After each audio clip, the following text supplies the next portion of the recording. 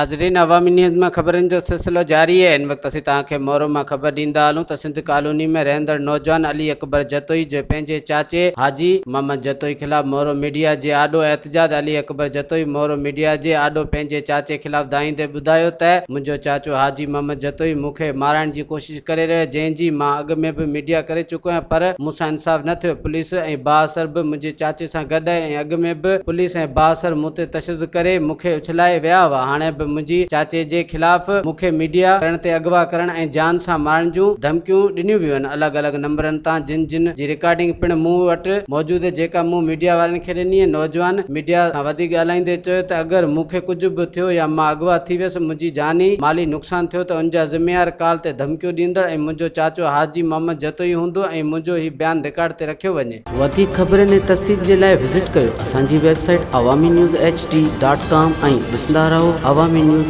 HD।